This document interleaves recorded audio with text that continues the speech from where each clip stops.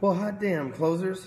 How are y'all doing today? Let me see if I can get this. I got my little setup there, right? I got my little kangaroo logo. I keep that. Jackson was dressed in a little kangaroo outfit this morning. It's pretty funny. We were actually watching kangaroo videos on YouTube, right? Dude, there was this one, I posted it in the group, like kangaroo put this other kangaroo in a chokehold and like fell with them, like put your bitch ass in a headlock and fall with you motherfucker, right? It's pretty crazy. But it was entertaining as hell. I put the video it's in the comment section in the video that I posted earlier. And yes, my shirt says do epic shit. I think I got this from Sean Whalen a while back. But hey man, so I'm here. I got about 30 minutes to kill. I'm gonna pull up this thread here so I can see it on Facebook as well, so I can see your questions. But ask me anything, man. So let's talk, right? I got about 30, 45 minutes. No vacuums in the background, no nothing crazy going on, so we can talk for a while. So just use the comments and ask a question in the comment below. I'll be more than happy to answer. But check this out, man. Apple is making rappers billionaires. Like, who'd have thought that, like, the computer company would be making these rappers billionaires, right? First, they made Dr. Dre a billionaire, right? Like, and I'm not saying they made him a billionaire. I mean, technically they did. Like, he made some shit and then sold it to them, and because of that sale, he became a billionaire. And it looks like Jay-Z's about to do the same thing with Apple. But here's something a lot of people don't understand is that Apple has so much fucking money that they could buy every company that is in the, like, they could buy every company in the United States and still have a surplus of cash right now. Right, they have over $1 trillion in just cash sitting around. Right, that's how crazy. That's not their products. That's not their sales. Like they're worth over $1 trillion, and they've got not $1 trillion in cash. They got a worth over $1 trillion, and they have hundreds of billions, like hundreds upon hundreds of billions of dollars of just cash sitting around. Man, they're killing it. So they turned Dre into the first. I think not the first billionaire musician, because what's his name, Paul McCartney, was a billionaire, but definitely the first billionaire rapper, and which is good because the rap community needs some new shit to rap about, right? Like Hannibal Buress says it best. They had money, lost money, came from no money, was getting money, got some more money. They done rapped about pretty much every way to get money possible, and now Dre and Jay-Z can rap about getting money that starts with a B. So I think that's pretty cool, right? Kudos to them. I never listened to Tidal. I think it's probably a shit thing, but hey, Apple's got enough money to where if they want to make Jay-Z a billionaire, congratulations, Sean Carter. You're doing things. So Michael Bruin here says, give us a sales secret. Man, here's the thing about sales. There really are no secrets. Everything's right in front of you. You can get it from blogs, training programs, everything else. But I can give you some sales advice, and some sales advice would be to make sure you ask questions. When I interviewed everybody the other day, the thing that I was looking for, and I'm not going to disclose my intentions up front, but the thing I was looking for were question askers, right? People that didn't talk very much. You notice that Matt and Lily didn't really say very much. They got me to talking. And the people that I chose were the ones that talked the least, right? And I believe that some of them are going to be coachable, like Tyler. But at the same time, I believe that, I was looking for people that ask questions. And that's the secret to sales. Because here's the thing. I was telling my guys this the other day in a training. I was saying, right now we live in a world where everybody is all concerned about them. What happens? They take a picture, they put on Facebook. They're like, look at me, look where I eat, look at my kids, look at my dogs, look at my life, my cars, and everything else. And I do this a little differently. And I do sales differently as well, obviously, hence why I've become as popular as I have in the sales world.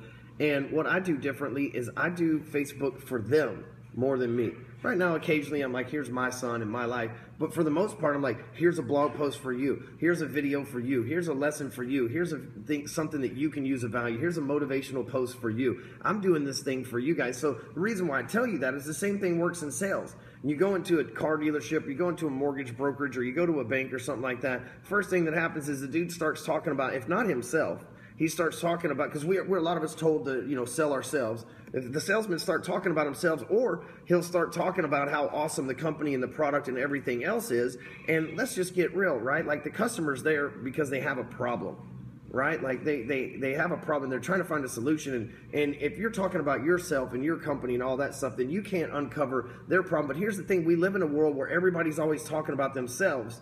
and the customer included. So if you'll switch and be different than everybody else and you'll start talking about the customer rather than yourself, here's what happens, right? At home, people's spouses don't listen to them, the kids don't listen to them, their management at work doesn't listen to them, their subordinates, their superiors, like most people don't listen to people. So when you, the salesman, you show up and you ask questions and you generally just like listen and show concern, you have a better chance of you have a better chance of closing them because you showed them that you cared, which there's so many people out there that have shown them that they don't give a shit about anybody other than themselves.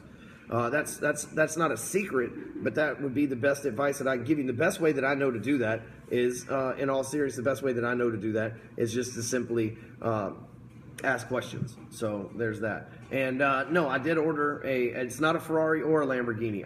It's actually better, believe it or not. You'll know soon, like, right? I haven't got it in my hands yet, and I noticed that every time I announce some shit before it happens, I end up losing it. Notice I haven't told anybody about this house that I close on Wednesday, right? Like we didn't say nothing about it this time. We didn't lose the contract. Everything's good. Now I got to clear to close, and there's you know, at this point shouldn't be anything that could stop us from getting it, so I don't mind talking about it. Well, the car, I had to order it because it's special order. They don't just drive them on the streets everywhere. And you know, anytime you really get a car that's going to be a few $100,000, you got to get some special shit done to it, right? Because the idea of this car is to buy a very high-end car and drive it like on date night with Amy, so we look like the coolest people in the world, and then only put like 200 or 300 miles on it and then flip it for a profit. There was a guy at the dealership that bought this car there that was it was a $2 million car, and by the time they delivered it to the dealership, somebody had already picked it up for 3.5, and the guy had made a profit. So I'm trying to not only have a supercar, but be able to do it as an investment as well. So that's how it works, right? And the difference is when you buy it, sometimes you can buy a Honda Accord and you can flip the thing and make $2,000 or $3,000 from it, right? Like we know how to do that stuff. Well, I plan on doing the same thing with this car, just no different than a house, right? If we're going to make a couple $100,000 investment, and it's more than that, a couple $100,000 and some change investment in the deal, we try to bring $400,000 or $500,000 out of it if I do it right. Shit doesn't always work out. Worst thing that happens is I got a fucking awesome car that you guys will see shortly for a period of time. So there we go. All right, let's see. Let me read you guys. Let's see here. Let me read the comments here. Trying to watch this on the screen here. It doesn't show all of your comments on that. So let's do this here. Pull this up, because there's a bunch of them that's not showing on there. So we got Alan Dickey. How can you get more of your autoresponders open? Ask questions in the headline. You know, that works really well. Hey, one of the biggest things is like, bro, do you even know how to close? And dude, that gets the biggest opening ever. I've also used the words Donald Trump. I don't know if that works up there in Canada where you are. But Donald Trump gets them every damn time here in America. You can't get your emails open. You need to get some more openers on your segmented list. Just write Donald Trump in there and people fucking open it, right? Sales secret. Do I know anything about RV camper business? Yes, I know that you sell to old people. And you know what the thing about old people is? They're slow to make decisions because they're old and they've made a bunch of dumb decisions in their entire lives. And, you know, they're on a fixed income 99% of the time and everything else. You might occasionally have the family that's out there looking at it or whatever, but usually for RVs, it's older people who are trying to retire and stuff like that. And you're going to have to sell to them listening to their needs, right? Instead of trying to sell them an RV or a camper, they're trying to have a lifestyle, traveling with Wanda across the country. You know, they're trying to do that shit. So, like, sell the lifestyle to them more than the trailer. That's what I would do, or more than the RV. Spotify is where it's at. But notice nobody's picking up Spotify. They got, you know, Tidal. Like, I don't even have a freaking membership to that. But Spotify is definitely where it's at. If you're not on Spotify, you're missing out. You should follow my list called Gangster Shit. It's fucking full of gangster shit. I don't even know what else to say. Continually growing a pipeline. So Steve Srirachi asked, what strategies do you put in place to focus on continually growing a pipeline while still enclosing important deals? I find myself, so I see what you're saying, the roller coaster, right? You know, like, you know, 1 month you close a bunch of deals, the next month you're like, shit, I'm out of deals and I got to go back over here and start, you know, finding prospects again. Best way to do that, man, is get a team in place. A lot of people don't want to hear that, but hire an assistant. You know, and you're never going to be able to do everything by yourself, right? When I was a loan officer, the most I could do was 15 loans every month by myself, no help. And really, I would just like, at the end of the month, I was stressed out because then I had to go fucking do it again, right? But I hired this old man, Bob Bolt, man, he was like 63 years old at the time. Dude printed out everything. Day one conversation that we had at work was, if you print another motherfucking piece of paper off of that printer that looks like a damn email, you're fired, right? So he never printed anything ever again, even though this wasn't even the quote-unquote digital age. But here's what Bob did. Bob did all the shit that I didn't want to do, right? Like first thing I did, and Lindsay, look at her, right? She's been with me for 3 years. The first thing that I got Lindsay to do was all the shit that I didn't want to do, right? She still does all the shit that I don't want to do. And not that there's anything wrong with that or anybody's above it, but it doesn't make sense for me out here earning, you know, a substantial amount of money to be doing stuff that somebody else could do for significantly less amount of money and be able to elevate me.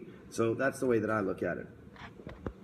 What is my 2016 year to date? We are $114,000 away from crossing the $1 million mark this year. Bobby, in case you were wondering, we just had that conversation this morning.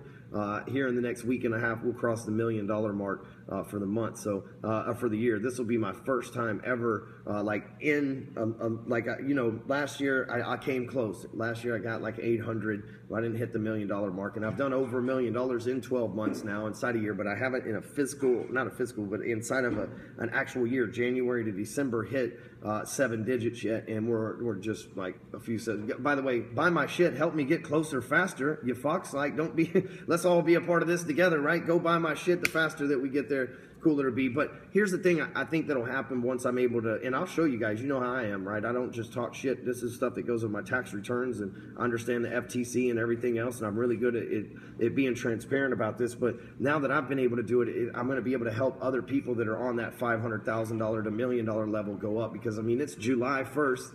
And by July 10th, we'll have hit $1 million. That signifies that we'll probably do 2.3, maybe even as much if we catch the right momentum, $3 million this year, which is mind-blowing to me, but it's also one of the reasons I got the supercar on order, right? And we still have a Break Free Academy, which the last one of those, I think, ended up getting us somewhere around $330,000 from one event with 30 people, right? You can figure that out, right? That's why they call me the closer. But I deliver value more than anything else, and those people are going to get way more than their money back. So, you know, a couple of more those coming up. We have 2 or 3 more events coming up, so we're going to be on track to probably hit closer to 3 this year. It's really fucking exciting too, man.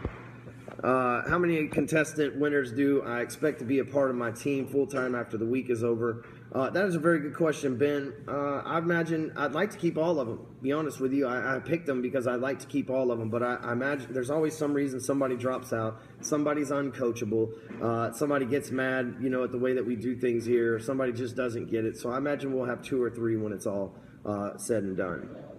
Best tip for residual income.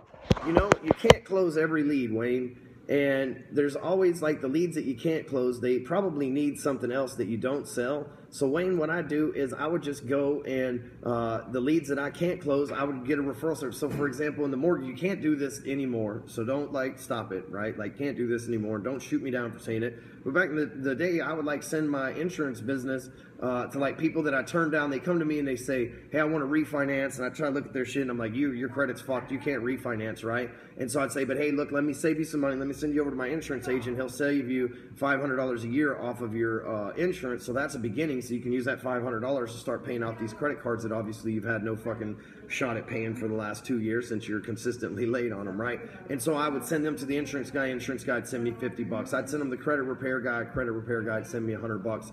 Things like that I don't have to do, but it's part of what I did. Right now, affiliate marketing, right? Like last night, Scott Oldford, you know, sold $4,000 or $5,000 worth of, I think it's a little bit more than that, but let's say he sold $5,000 of stuff in the 2 hours that we were on there, which is pretty good for $297 each. And so, but I don't have to work for that. I got a little portion of that, right? Everybody knows I'm an affiliate marketer, and that's one of my streams of income, and I'll get a percentage of that, and Scott will go on to help those people and do great things for them. But at the same time, like, that's something I don't have to do. That's something that Scott does. So that's, you know, I look for any ways to bolt on to what I'm already doing, to where I don't have to go, if I'm selling plumbing, I don't have to go learn to, you know, work on cars to make side money, or learn internet marketing side money. If I'm working on air conditionings, I'm going to go team up with a roofer, because chances are, if there's something wrong with the air conditioning, they can make it cooler in the roof. I'm going to go partner up with a radiant barrier, maybe a solar company, something of that nature that I can send referrals to and work them through. So that's what I would do for residual income. Do I invest in stocks? Fuck no, I do not invest in stocks. Who cuts my hair? Floyd's Barbershop. I am due at 3:30 today for another one. Floyd's Barbershop over on Mockingbird here in Dallas. Interview sales system. Spot on, Ryan. We're given 2 ears and 1 mouth for a reason. That is right, Mr. Roach. Nissan GTR. No. Way exotic. Way exotic. Not the Nissan, but like what I'm grabbing is something you don't see on the road every day. And you're right, people will respect you when you listen to them. That is absolutely true, David. What's the best way to get clients for a marketing company if I don't have much experience building companies or advertising, just a shit ton in sales?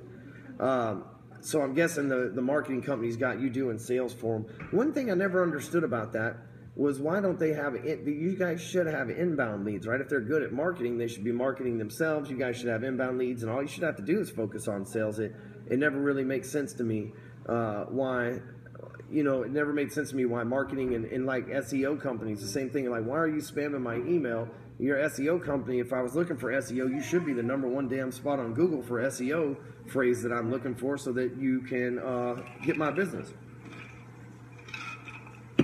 So this is something to think about there, man. You got to be congruent in sales. And I'm not saying that you guys aren't. I'm just saying it's something to think about. Thank you, Joseph Leonard, on the congrats. What's the go-to meal for lunch? That's hilarious. Asked by, I thought your last name was Hamburger and you're asking about lunch. I'm like, fuck, I'm hungry all of a sudden. Thanks a lot, Sean. I'm not making fun of your last name. It's just what it looks like. It fucking is what it is.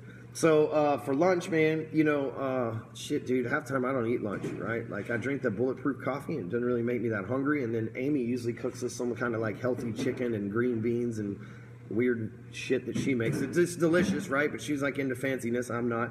Like, you give me a hamburger or a hot dog and I'm cool. But she's trying to keep me alive, right? So that I pay the bills, right? Because if I go away, all this shit goes right? So she's feeding me healthy stuff. Get the car free, don't pay for it, then flip it. That's it, man.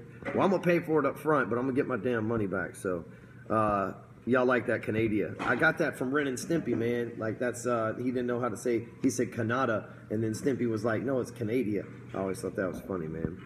Stop visiting porn sites, Brendan. Yes, man. That's what you got to do, man. That's it. Or you got to look at what you got to do, man. Is check this out. Show you. See, if you're going to look at porn, let me pull this up here. They got this thing that you can do, and it's called the incognito browser. You just come over here and you hit the little settings thing and it pulls up a new window, and look, this is where you go for your porn, man. And there's no spyware, they don't have no history, all that. So if you're using Chrome, that's how you hook up. They got it. You're welcome on that. Is email marketing dead? Hell no, email marketing isn't dead. Here's the thing though. Email marketing is tougher than it's ever been because spam filters are a bitch. And isn't it weird how the spam somehow makes it past the spam filter, but the shit that we send out that people actually ask for doesn't make it past the spam filter? It's fucking baffling to me, right? But here's the thing about email marketing. Spam filters are rough, so I would focus on text marketing because text, never mind, they're cleaning in the background, the housekeepers. But the text marketing is where it's at because there's no spam filter for text yet. So when you spot a trend and you see that a trend's getting difficult, a good entrepreneur looks for another way around it. How many days of content should be pre-wrote? I email daily. I learned from Ben Settle to email daily. So it's not an autoresponder deal with us. We have a couple of autoresponders for our products, but as far as like mailing our list and subscribers, that's actually me writing. That's actually me writing that shit every day. And I learned that from a man, Ben Settle. He's like, dude, if you build a list, don't you want to at least be the person to talk to it, not just put it on automation, like engage the list and stuff like that. And that's what I do for you guys, right? I need to send an email out today, by the way. Business that buys cars from the public to avoid the hassle of trading in the private market. Customers selling their assets. Do you feel it's most important tools to use when trying to pry someone's assets from them? So you buy cars from the public to avoid the hassle of trading in the private market. Got it? When the customer is selling you their assets, what do you feel is the most important tools to use when trying to pry? Well, so A, you shouldn't be trying to pry anybody's assets from them. Hopefully that meant buy, right? Buy somebody's assets from them. But you know what? Just talk about convenience. Hey, you're going to go over here. You're going to go to the car dealership. You're going to get to the car dealership. Not only are they going to beat you up on your trade, they're going to try to sell you something else. And you might end up leaving that place in a worse case than you are right now after you've spent 3 or 4 hours there. So here's what I would do. I would buy the shit from me right now. Save yourself the time. Save yourself the hassle. I got nothing to sell. How much should I make the check out for, and how much do you want? Or who should I make it out to? That's how I would do it. switch over and come with you guys with those numbers. Great job. Go to Floyd's. They're awesome. Oh, they got Floyd's up there too. That's really cool. And dude, Floyd's has some Floyd's got some good ass music too, man. Best way to get leads and merchant services would be advertise to people that own businesses, right? If you don't have money for advertising, go on LinkedIn, right? Look for people that swipe credit cards, right? People that own 7-Elevens, people that are CEOs of all these places out the window over here have to take a credit card. Every place, right? So go on LinkedIn, find the people, get those. How do I celebrate career financial victories? I buy cars, motorcycles, hoverboards, houses. Usually, I used to, here's the thing, and I've been depriving myself for a while. Y'all laugh at me, but I used to go and when I celebrated success, I would go and I would buy myself something, some clothes or wallet or something like that.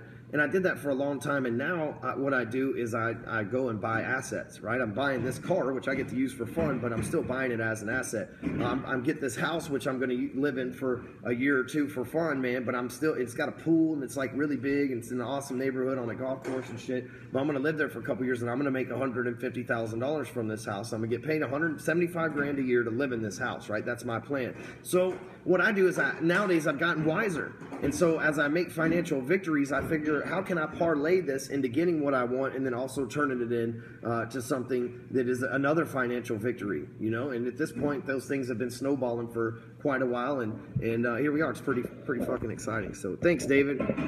I appreciate you saying that you're a fan, man. Heard you talk about overcoming a slump. What do you think is the best way to get your streak going? Here's the thing. You have to act your way into a feeling, because you will never feel your way into action. And what that means is if you're in a slump, you have to take action to get out of it. You see, a slump is like this, right? And if I'm sitting all comfortable in my chair, I don't want to get up. I'm comfortable as shit right now. Y'all will be lucky if I get back up on my elbows again now that I'm sitting here.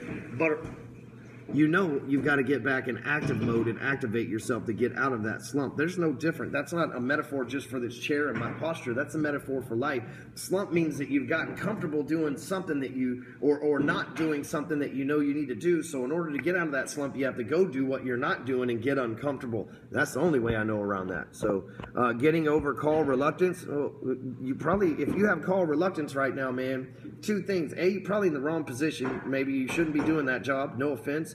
But number two, if you got call reluctance, the best way to get over that is just to do it. Again, you never feel like taking action, but you can act your way into feeling. And so when you take action, all of a sudden you start to feel it. Like, I never feel like running in the morning. I did 3 miles today. My little son, Jax, I got to brag on him for a minute. Dude's 4 years old. He can ride a bike with no training wheels. We went up 8-story parking garage all the way. He rode all the way to the top of that thing with me. It's about a 2.5-mile run, and then about a 2.5-mile run down, because it's a big-ass parking garage.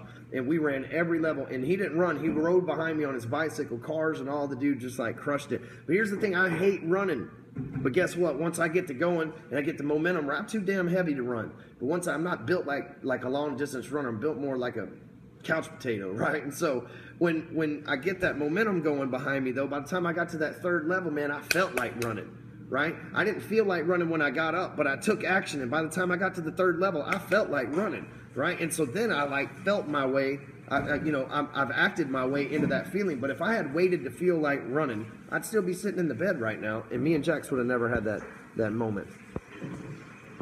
Pinky in the brain. So I was showing, that's funny, David, because I was showing Jack's Pinky in the brain just the other day, man. What's up, Robert?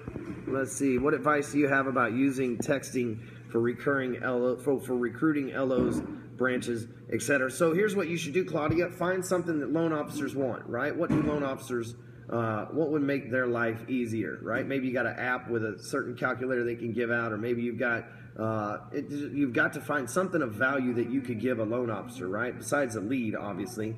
And then once you've got that value, you can text them and say, hey, I've got this for you. It's absolutely free. I wanted you to be able to enjoy it. Because if you're going to text or email or reach out to somebody, you at least want them to like have a positive experience. You don't want to reach out with some shit. You know what I'm saying? You're just like, you reach out, you're like, here's some shit. Or worse yet, it's like, can I be a taker? You don't want to reach out and be a taker. You want to reach out and be a giver. Cars and coffee tomorrow in Plano. I may do that, man. My neighbor is the guy with all the McLarens, and he has the Lamborghini Huracan. He'll be there. I need to hit him up and see if he'll let me drive the Lamborghini to Cars and Coffee, man. He may do it. We're pretty good friends, and I know his son isn't around right now, so I might be able to actually take the McLaren or the Lamborghini out there. I don't think the Maserati quite qualifies for cars and coffee out there. They got some pretty damn good ones. But I'm gonna hit Elgin up this evening and see if he's going tomorrow. If so, it's the worst, I'm fucking riding with him, right? Because Amy leaves tomorrow. Jackson's gone. So I have the house to myself tomorrow and Sunday night. And really, it's the last time. I mean, we close Wednesday on our house, and we'll be starting to make the move. So it's kind of like I'm ending this segment of my life here in the penthouse by myself, which is exactly how I started this thing, right? Because Jax didn't live with me, Amy didn't live with me, and now everybody lives here. Like, they're like, oh, dad's in the cool place. Like, I'm all about this. I'm getting over here with dad. So Jax didn't want to leave today. So when you sell what you want, start your own business, how do you decide what the product is? Well, it better be something you like. It better be something that you're passionate about. But more important, it better be something that other people like. I'm excited about sales because sales had made me a lot of money over the years. And I saw what was possible from it, and I've seen a lot of people fail at it, right? I've always been in an office where my undereducated ass was making, multiple six figures, and the next guy on the cube next door can barely make multiple sales within a year's time, right? We've all been in a real estate office where you're selling 10 deals a year, and the guy next to you selling one a year and struggling his ass off. And so, I wanted to help those people that were struggling their ass off. Now I'm in a position where I can do that and help the people that were the top producers as well, actually help more of them. But it was something I was passionate about. So, Dave, it has to be something that you're passionate about, something you're experienced with, because the marketplace can see through the bullshit these days, right? Like, there's enough people that hate me that if I wasn't exactly who I said I am, and I didn't have the track record that I did, and the history, all this stuff to prove it, they would have already run me out of town. So whatever you decide to get in for your own business, make sure it's something that you're passionate about, something that you feel compelled to do. And there's this voice in the back of your head that's probably telling you what you should do. You should probably fucking listen to that guy, right? It's put there for a reason. You want inside what to be inside your brain. Sounds like some zombie shit. Listen later because it's dropping out too much. Well, I'm sorry it's dropping out. Let's see what else we got here. Thanks for the tip. Misunderstanding my question though. Closing left and right. Scared about losing momentum. Okay. Well, if you definitely don't want to lose momentum, I can see that you get burned out. But dude, just stay. Don't worry. Like, so here's the thing, Tommy. If you're focused on losing your momentum, that's exactly what's going to happen, bro. Because the body follows where the mind leads, right? And so if you're focused on, losing this momentum and what's going to happen next, and guess what? That's what you're going to go looking for, and that's what's going to arrive in your life. Instead, what I would suggest is start focusing on the fact that you're just killing it right now, and there is no fucking sign of stopping, right? Like, in all reality, it's one of my concerns. What if we hit this $1 million mark and then shit drops off the fucking planet, right? We all worry. Like, what happens? I've been on a killing streak for like 3 years now, you know what I mean? Like, what happens when it drops off? But fuck what happens when it drops off. Right now, I'm excited and motivated that we're on this killing spree, and that's what I'm fucking focused on, man. The fact that we're killing it out there in the marketplace, our clients are killing it, our prospects that even watch our free shit, the fuck kangaroos are killing it because of what we're doing out there, and that's what I'm focused on. If I got focused on losing it or what happens after the fact, then that's exactly where my attention, and that's exactly what would manifest itself in my life, and that's the last thing that I want, man. So the first thing that I want is to continue going on this momentum, so that's what I'm focusing on, my man. Looks like we got everybody's question answered. And that's it, everybody. All right. So here's the thing. I'm leaving with this. Be safe July 4th. And good stuff, Tommy. Be safe July 4th. Designated driver, all that shit. I'm going to enjoy the fireworks. Let me show you guys here. Take you on a little tour here. Cleaning the... We keep Amy locked up in the back in here, so there's no telling what's going on. Amy, what are you doing? She is not here. This is where I'm gonna watch fireworks from, right? So we get to see about 40 different fireworks. So there's downtown, and they show up everywhere. I mean, there'll be fireworks literally everywhere you look. And so we got this whole panorama view out here on the balcony, and we'll just, me and Jax, I'll go pick him up Sunday night probably, and we'll just chill out here and watch us some fireworks and enjoy it for the last time. So with that being said, you guys have a good weekend, be safe, and happy early July 4th. Later.